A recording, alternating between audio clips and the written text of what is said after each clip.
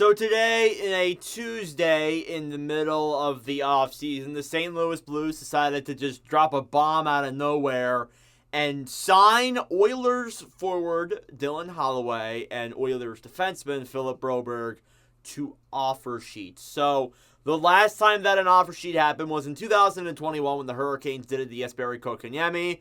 Obviously, I was making videos back then, and I remember talking about that, but this definitely isn't of that size, but it's definitely still pretty big. So this quote here comes from Chris Johnston, who said, pretty creative maneuver by the St. Louis Blues in signing two offer sheets with two Oilers RFAs. Philip Broberg, 2 years, $4.58 million. Dylan Holloway, 2 years, $2.9 million. Now, the way offer sheets work is that basically it can only happen to a restricted free agent, and the team that you make the offer sheet of the player to has a decision to make within the next 7 days if they want to match the contract or just let the guys go to the other team. So there is compensation involved as well. If these two signings go through, the Oilers will get a second-round pick and a third-round pick in next year's draft. So, obviously, this was kind of a shocker. I mean, Broberg and Holloway were the two Oilers restricted free agents that were still yet to be signed. We thought there was going to be something there. We thought that maybe after the run to the Stanley Cup Finals, Broberg would want to stay because he has requested out before. And Holloway as well kind of played really well in the finals. And I figured that he was going to stay with the Oilers as well, but I guess not. Both of them want to go to a much younger team with the St. Louis Blues.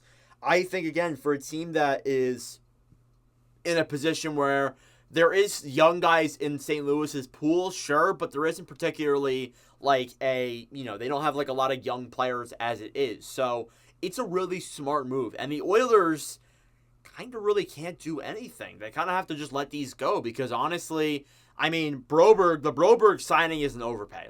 Paying Broberg $4.58 million for a guy that honestly was a third-pairing defenseman for the Oilers.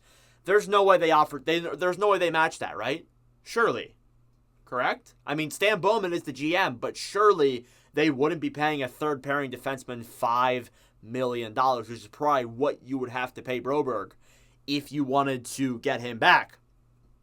And with Holloway, there's a much better chance they keep Holloway because obviously Evander Kane, which was announced yesterday that it is going to be going on LTIR for the 24-25 season, most likely. So they can get Holloway back, but Broberg's probably a St. Louis Blue, to be honest with you. But regardless, it's a really smart move by the St. Louis Blues to make these offer sheets, and it makes me wonder that if there might be more to come because there's still a lot of good RFAs on the market like Jeremy Swayman, Seth Jarvis, Raymond, Seider. There's a lot of good names on the restricted free agent market that there's a good chance that someone else gets offer sheeted. I'm not saying that it will happen, but I'm obviously not ruling it out. So good move here by the St. Louis Blues making this happen.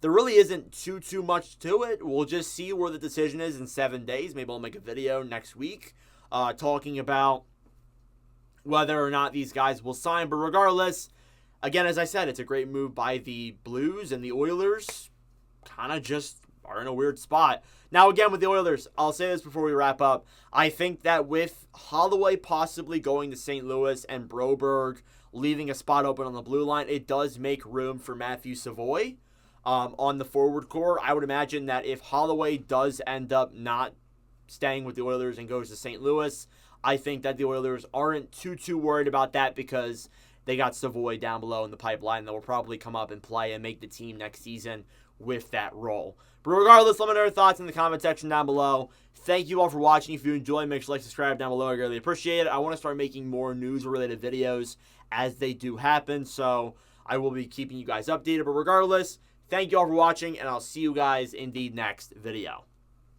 Adios.